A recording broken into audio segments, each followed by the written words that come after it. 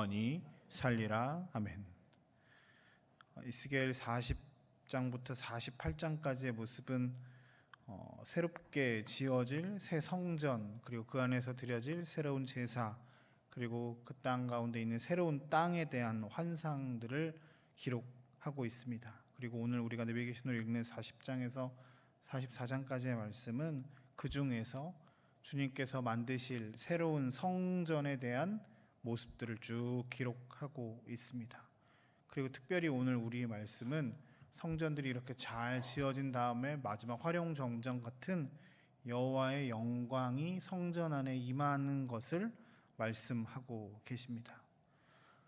성전에 가장 필요한 것이 무엇일까요? 여러 가지 많은 집기류들, 성전의 건물들 다 필요하지만 그 가운데 핵심이 오늘 43장에 나와 있는 하나님께서 그 성전에 임재하셔야 할 것입니다.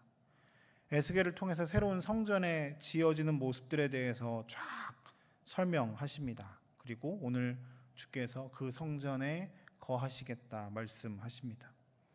사실 에스겔 시작할 때 보면 8장부터 10장 이렇게 말씀을 보면 이스라엘의 죄악에 대해서 이야기를 하면서 그 가운데서 이스라엘이 성전 안에서조차 우상을 숭배하고 우상을 섬기는 일들이 있어서 그 귀하다고 얘기하던 솔로몬 성전을 하나님이 떠나셨고 하나님의 영광이 떠나기에 바벨론의 여러 가지 어려움 가운데 있었다는 것을 에스겔을 통해서 하나님께서 말씀하셨습니다. 그러나 하나님께서는 다시 그들을 돌아가게 하실 것이고 새로운 하나님의 성전들이 지어질 것을 환상을 통해서 말씀하시며 다시 그 성전에 하나님의 임재가 임할 것을, 하나님의 영광이 임할 것을 말씀하십니다. 하나님께서는 당신의 택한 백성들을 사랑하시고 그들과 함께 하기를 원하십니다. 그리고 그 영광이 지어진 성전 가운데 임하기를 원하십니다. 이스라엘 백성들이 하나님을 떠나 있을 때는 하나님께서 거시지 않지만 하나님께서는 늘 계속 그들과 함께 하기를 원하십니다. 성전의 핵심은, 잘 지어진 성전의 핵심은 성전 건물에 있는 것이 아니라 하나님이 계시냐 계시지 않느냐의 의미입니다. 42장에 보면 성전을 이렇게 짓는데 크기가 엄청나거든요. 500척이라는 표현을 쓰는데요. 500척이면 그냥 우리 지금의 계산법으로 하면 200m가 넘는 길이거든요. 그러니까 우리 교회보다 한 3배, 4배 엄청 긴 거죠. 그 시절에 엄청나게 큰 성전들이 지어지고 뭐 여러 가지 많은 것들이 환상 가운데 있다 이런 표현을 씁니다. 그런데 사실 이스라엘이 만드는 성전들보다 바벨론이나 애굽에서 만들어진 종교 시설들은 훨씬 더 크고 웅장하잖아요. 그 이집트의 스핑크스 피라미드 이런 거 보고 바벨론의 성전들 보면 훨씬 더 크고 웅장하고 아주 멋있다고 알려져 있거든요. 근데 그 성전의 크기가 그 신의 크기라고 생각을 하는데 하나님 오늘 그 얘기를 하지 않으십니다. 성전이 잘 지어진 것 그 가운데 그 핵심은 하나님이 그곳에 임재하시느냐 그렇지 않느냐의 문제라는 거죠. 하나님의 영광이 거기에 나타나느냐. 오늘 본문에도 보면 43장 1절부터 4절까지 처음에 하나님의 영광이 나타난다고 했을 때 처음에 에스겔에게 나타나셨던 하나님의 영광이 나타나서 에스겔이 소위 말로 쫄았습니다. 우리 또 망하는 건가?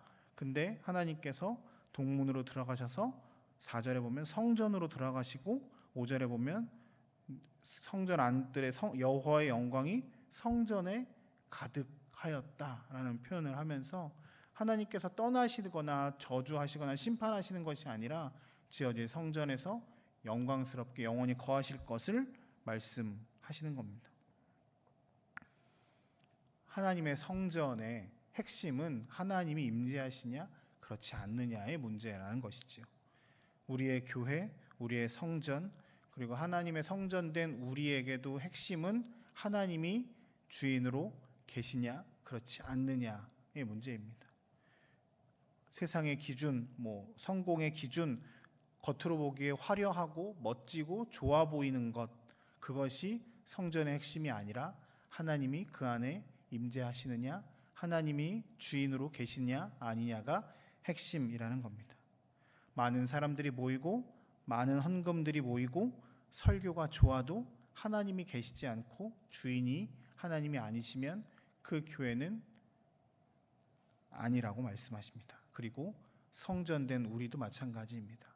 겉으로 세상적으로 성공했고 우리의 겉모습이 참 좋아 보여도 하나님이 우리의 삶의 주인이 아니시면 그것은 의미가 없다 말씀하십니다. 가장 중요한 것은 주께서 우리와 함께 하셔야 한다는 것이죠. 오늘 7절부터 9절까지의 말씀에서 보면 하나님께서 계속 임재하시기 위해서 필요한 것들이 있습니다.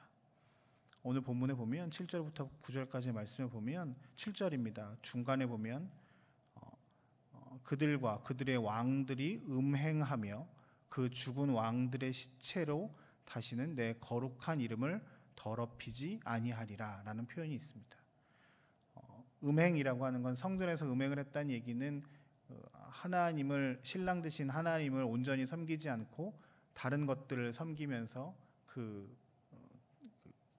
이방 신들과 이런 것들을 섬기면서 하나님을 온전하게 섬기지 않았다는 의미가 될 것이고요. 죽은 왕들의 시체를 표현한다는 얘기는 왕들이 자신들의 이름을 드러내기 위해서 가장 사람들이 많이 모이는 곳이 성전이니까 거기에 묘비를 세우거나 자신의 업적을 드러내는 일을 성전 뜰 안에 이렇게 세우는 일들을 했었다고들 합니다. 그러니까 하나님만 높여야 될 성전에 자신들의 업적을 높이면서 자신이 하나님의 그 성전 안에서 자신이 영광받고 싶어하는 모습들을 나타냈던 것이지요. 하나님께서는 온전히 그 성전 안에서 하나님이 영광 받으시고 하나님께서 하나님 되심을 나타내길 원하시는데 교만하거나 음행하거나 하면서 하나님이 떠나게끔 하는 그 모든 행위들이 지금까지 있어 왔다는 것이죠. 그래서 9절에 이렇게 말씀하십니다. 이제는 그들이 그 음란과 그 왕들의 시체를 내게서 멀리 제거하여 버려야 할 것이라. 그리하면 내가 그들 가운데에서 영원히 살 것이다 라고 주님 말씀하십니다. 오늘 이 말씀이 우리에게도, 우리의 귀에도, 우리의 마음에도 들리기를 소망합니다. 우리 국방대학 교회가 다른 것들이 높여지는 것이 아니라 하나님만 높여지는, 하나님이 주인 되시는 귀한 교회 되시길 소망합니다. 그리고 성전된 우리가 우리의 삶에 드러나야 할 것이, 높여야 할 것이, 자랑해야 할 것이 내가 아니라 하나님이심을, 그리고 우리의 삶에서 하나님이 내 삶의 왕 되심을 높이고 나아가기 위해서는 우리의 음란과 나를 드러내는 행동들, 삶, 생각들이 아니라 오직 하나님의 영광이 우리 가운데 드러나는 것이 가장 중요한 것임을 기억하라고 주님 오늘 말씀하십니다. 하루를 또 시작하게끔 하나님께서 새 날을, 새 아침을 우리에게 허락하셨습니다. 그리고 오늘은 우리는 또 이 아침에 주님의 전에 나와서 함께 말씀을 듣고 기도합니다. 오늘 우리가 함께 같이 기도할 때 주님, 우리가 음란과 우리를 높이는 것들을 제거하고 오직 하나님이 기뻐하시는 하나님이 나의 삶의 주인 되심을 기억하고 인정하며 하나님을 왕으로 모시고 섬기고 살아가는 하루 될 수 있게 하여 주옵소서. 그런 교회 되게 하여 주옵소서. 함께 같이 기도하며 결단하며 나아가는 저와 여러분들의 삶이 되시길 주의 이름으로 축복합니다. 우리 잠깐 함께 같이 기도했으면 좋겠습니다.